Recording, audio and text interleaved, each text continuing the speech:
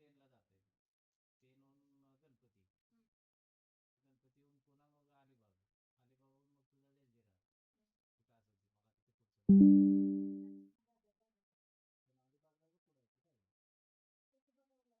ते मला तिथे पुढचं पण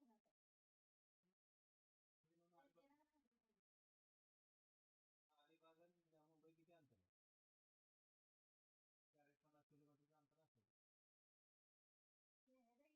पुण्याहून अलिबाग, अलिबाग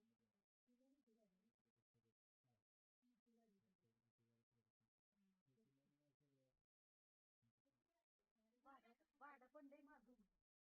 40-50 किलोमीटरचं अंतर असेल. त्याला विचारू असं किती गाडी करायला नाही म्हणून, पण असं किती किलोमीटर पडते आणि कसं जाता येईल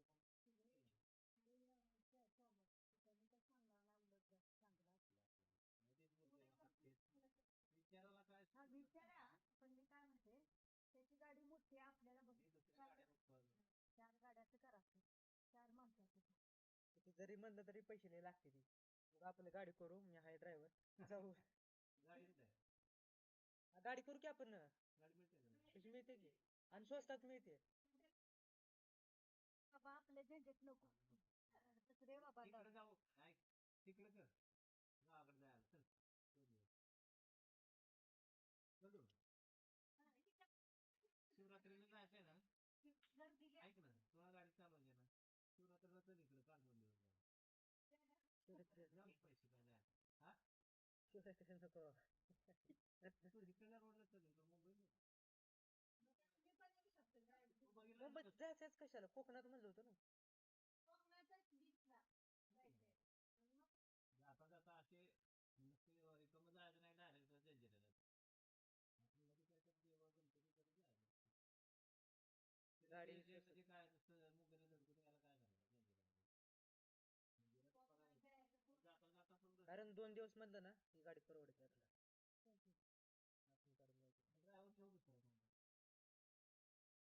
ड्रायव्हरला द्यावं लागतं. ड्रायव्हर काय 1000 काय असेल.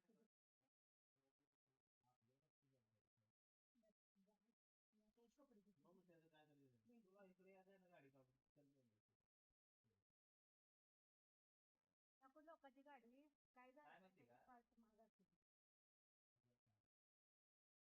काय माहिती का पण याला इकडे गेलो का आपण रेशमावडीच्या गावाला तेवढं नसतंय ते. मोठी हायवे ती.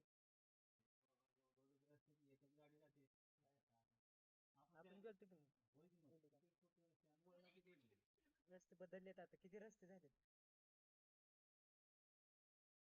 वळणं किती आहेत. असं लगेच गाडीवर समोरून गाडी आली एकदम जवळ दिसते